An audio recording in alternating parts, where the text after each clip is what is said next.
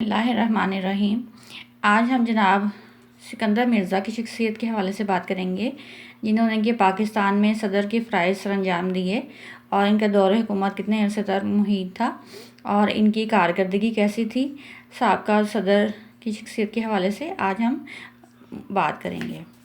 اس سے قبل میری اپنی ویورز سے گزارش ہے کہ وہ میرے چینل کو سبسکرائب کریں، بیل آئیکن کو کلک کریں تاکہ میری حوصلہ افزائی ہو سکے اور میں مزید معلوماتی ویڈیوز لے کر آ سکوں۔ سکندر مرزا کی پیدائش 13 نومبر سن 1899 کو مرشد آباد مغربی بنگال میں پیدا ہوئے۔ سکندر مرزا بنگال کے شاہی خاندان کے صاحبزادے تھے۔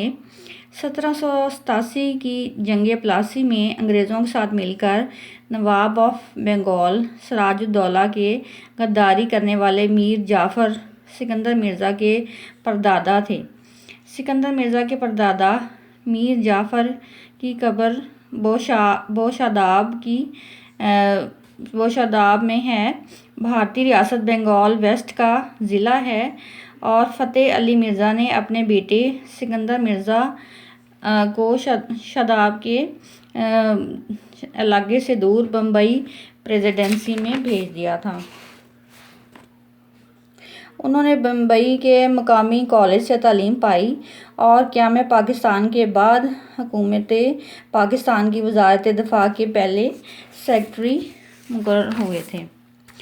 پاکستان میں 7 اکتوبر 1958 کو پہلا مارشل لاء نافذ کرنے والے صدر سکندر مرزا کو تاریخ میں نشان عبرت کے طور پر لیا جاتا ہے کہ نہ صرف طویل جلا وطنی کاٹی بلکہ انہیں مرنے کے بعد پاکستان میں دفن ہونے کی اجازت بھی نہ ملی تھی۔ جیسے کہ بہادر شاہ ظفر نے کہا تھا، کتنا ہے بے بس ظفر دفن کے لیے 2 گز زمین بھی نہ ملی کوئے یار میں۔ ایک وقت تھا کہ ملکی سیاست میں ان کا مقام بہت اونچا تھا کہ ساری سیاست ہی ان کی انگلیوں پر ناچتی تھی اور ان کے اشاروں سے حکومتیں بنتی اور بگڑتی تھیں۔ پھر یہ آخری زندگی میں نہایت غربت کا شکار ہوئے، یہاں تک کہ انہیں لندن کے ایک ہوٹل میں بھی جاب کرنی پڑی۔ مارشل لاء لگانے کی وجہ سے طاقتور حکمران تھے، کیونکہ اس مارشل لاء لگانے کے 3 ہفتے بعد ہی chief martial administrator Ayub Khan بنے تھے، تو انہوں نے آ کر صدر سکندر مرزا کو ان کے عہدے سے فارغ کر دیا تھا۔ ملک کو جمہوریت سے آمریت کی طرف دھکیلنے میں سکندر مرزا کا اہم کردار تھا اور ان کی کوشش تھی کہ وہ صدر کے عہدے پر ہمیشہ فائز رہیں۔ اس لیے انہوں نے سیاستدانوں کا ایک ایسا گروہ تیار کیا جنہوں نے کہ سازشوں کے تانے بانے تیار کیے۔ سکندر مرزا نے ایوب خان سے دھوکہ کھایا اور وہ ملک سے جلا وطن کر دیے گئے۔ تقریباً 200 سال پہلے انگریزوں کی مدد سے نواب سراج الدولہ بنگال میں اپنے اقتدار کی راہ ہموار کرنے والے میر جعفر کی اولاد میں سے تھے۔ پاکستان کے گرد و نواح میں اس وقت بادشاہوں کی حکومتیں مقرر تھیں، جو 2 بادشاہ تھے، ایک افغانستان اور دوسری ایران میں۔ سکندر مرزا جب ان بادشاہوں کے جاہ و جلال کو دیکھتے تو ان کے دل میں بھی ایسی ہی خواہشات سر اٹھاتی تھیں اور شاہی محل کے جب یہ چک و چوبند دیکھتے تو ان کی آنکھیں بھی خیرہ ہو جاتی۔ اور دوسرا واقعہ ایران کا ہے۔ پھر 8 اکتوبر کو مارشل لاء لگانے کے بعد ان کا زوال شروع ہوا۔ پھر 2 نومبر 1958 کو ان کو ملک بدری کا حکم صادر کر دیا گیا تھا۔ مئی سن 1954 کی بات ہے کہ مشرقی پاکستان کے گورنر بنے تھے، پھر وزیر داخلہ بنے اور ریاست اور قبائلی علاقوں کے محکمے بھی ان کے سپرد کر دیے گئے تھے۔ غلام محمد نے اپنی صحت کی خرابی کی بنا پر انہیں 6 اگست 1955 کو قائم مقام گورنر جنرل نامزد کیا تھا۔ سکندر مرزا 5 مارچ 1956 کو اسلامی جمہوریہ پاکستان کے پہلے صدر منتخب ہوئے تھے اور 7 اکتوبر 1958 کو سیاسی بحران کی آڑ میں انہوں نے ملک میں مارشل لاء نافذ کر دیا تھا۔ یوں زوال شروع ہوا کہ انہوں نے وہی شاخ کاٹ دی تھی جس پر کہ ان کی نشست تھی۔ 27 اکتوبر کو جب martial law administrator field marshal Ayub Khan نے انہیں برطرف کیا تو انہوں نے یہ موقف اختیار کیا کہ جب آئین ہی نہیں رہا تو پھر صدر کا عہدہ بھی نہیں رہا، چنانچہ صدر سکندر مرزا بھی صدر نہ رہے تھے۔ پھر 27 اکتوبر کی رات جنرل برقی سکندر مرزا کے گھر پہنچے تو ملازم نے یہ کہا کہ سکندر مرزا صاحب اس وقت آرام کر رہے ہیں، لیکن جو 2 فوجی تھے جنرل برقی کے ساتھ ایک اور بھی فوجی تھے، انہوں نے اندر جا کر سکندر مرزا کو جگایا اور انہیں باہر بلایا اور ان سے جو پہلے سے ٹائپ شدہ کاغذ تھے ان پر ان کے سائن لے لیے اور ان سے یہ کہا کہ اپنا سامان اٹھا لو، ابھی ایوان صدر سے نکلنا ہوگا۔ یہ وہ زمانہ تھا جب کہ لوگ روٹی کو ترس رہے تھے اور بہت ہی بے سر و سامان تھے، لیکن سکندر مرزا کے ایوان صدر میں بلیاں تھیں جو کہ بہت ہی اعلیٰ خوراک پاتی تھیں، اور بیگم ناہید مرزا بہت ہی معاملہ فہم خاتون تھیں۔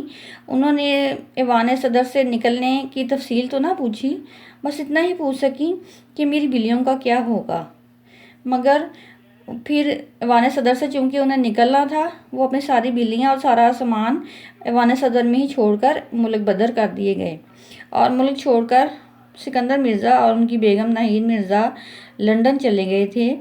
ایوب خان اور سکندر مرزا کے خیالات میں مارشل لاء کو لے کر آئین کی منسوخی کے بارے میں کوئی فرق موجود نہ تھا۔ دونوں نے ہی یہ مہم اکٹھے ہی سر کی تھی، لیکن صرف 3 ہفتے کے دوران ہی ایوب خان صاحب اور سکندر مرزا صاحب کے درمیان اتنے اختلافات پیدا ہو گئے کہ جس کی وجہ سے ایوب خان کو یہ انتہائی قدم اٹھانا پڑا۔ آئینی قانونی نظام کو پلٹ کر ملک کو ایک نئی اور انجانی منزل کی طرف دھکیل دینے والی یہ دونوں ہی شخصیات تھیں۔ ایوب خان کی وجہ سے یہ پھوٹ پڑی اور انہوں نے سکندر مرزا سے کہا کہ وہ 2 خط تحریر کریں، ایک وزیر اعظم کے نام لکھیں اور جو کہ جن کا نام کہ فیروز خان نون تھا، اور دوسرا خط ایوب خان کے نام لکھیں جس میں بتایا جائے کہ ماورا اقدام کیوں اٹھایا گیا۔ دوسرے خط میں مارشل لاء کے اختیارات بلا تردد ان کے نام کر دیے گئے تھے۔ سکندر مرزا نے پہلا خط تو لکھ دیا، لیکن دوسرا خط لکھنے میں انہیں جھجک محسوس ہوتی تھی، لیکن بالآخر 3 دن کی مزاحمت کے بعد انہوں نے یہ کام کر دیا کہ اپنے اختیارات انہوں نے صدر ایوب خان کو سونپ دیے تھے۔ سکندر مرزا نے یہ شکوہ کیا کہ مارشل لاء کے نفاذ کے بعد ایوب خان کے تیور ہی بدل گئے تھے۔ ایوب خان اتنے شاطر تھے کہ میں نے ان سے دھوکہ کھا لیا۔ 2 خطوط کے لکھے جانے کے بعد معاملہ درست ہو جانے کی امید تھی، لیکن ایسا نہ ہو سکا۔ بالآخر سکندر مرزا یہ کہنے لگے کہ ایوب خان نے ان سے کلام کرنا بھی بند کر دیا تھا۔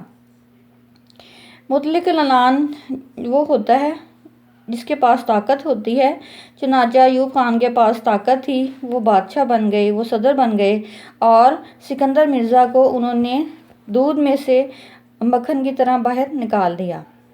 اور اس مقصد کے لیے سکندر مرزا نے یہ الزام لگایا کہ وہ مجھے قتل کرنے کا منصوبہ بھی بنا چکے تھے، ایوب خان مجھے قتل کرنا چاہتے تھے، اور انٹیلیجنس کے ذریعے ان کی فوجوں کی نقل و حرکت کرتے تھے۔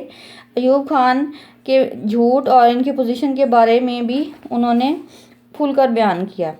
ایئر فورس کے اعلیٰ افسر مقبول رب کے ذریعے جنرلوں کو گرفتار کرانے کی کوشش کی گئی۔ ایوب خان کے بقول یہ ایک ایسی خطرناک کوشش تھی جس کے نتیجے میں مسلح افواج کے درمیان تصادم ہونے کا خطرہ تھا، اور ایک میان میں 2 تلواریں نہیں رہ سکتی، چونکہ دونوں ہی حکمران طاقتور تھے، سکندر مرزا بھی اور ایوب خان بھی، لیکن ایوب خان بازی لے گئے، نہایت شاطر ثابت ہوئے، اور اس وجہ سے ایک میان میں ایک ہی تلوار کا رہنا تھا تو وہ ہی رہ گئے، اور سکندر مرزا کو انہوں نے نکال باہر کیا اور اس طرح سے کسی ایک کو تو جانا تھا، چنانچہ وہی گیا جو کہ طاقت سے محروم تھا۔ پھر زوال کا یہ سفر جب شروع ہوا تو 8 اکتوبر سن 1958 میں مارشل لاء سے شروع ہوا۔ پھر 27 اکتوبر کو صدارت کے منصب سے سکندر مرزا کو فارغ کر دیا گیا اور اس طرح سے انہیں ملک بدر کر دیا گیا۔ پھر سکندر مرزا کو برطانوی دارالحکومت لندن میں جانا پڑا، جہاں پر کہ انہیں 3000 پاؤنڈ پینشن ملتی تھی۔ اس طرح سے کچھ عرصہ ان کی مالی مدد جاری رہی، لیکن بعد میں انہیں ایک چھوٹے ہوٹل میں جاب بھی کرنی پڑی، اور یہاں تک کہ جب وہ بہت بیمار ہوئے تو انہوں نے اپنی بیگم ناہید مرزا سے یہ کہا کہ ہم بیماری کے ایام کے اخراجات برداشت نہیں کر سکتے، مجھے مر جانے دو۔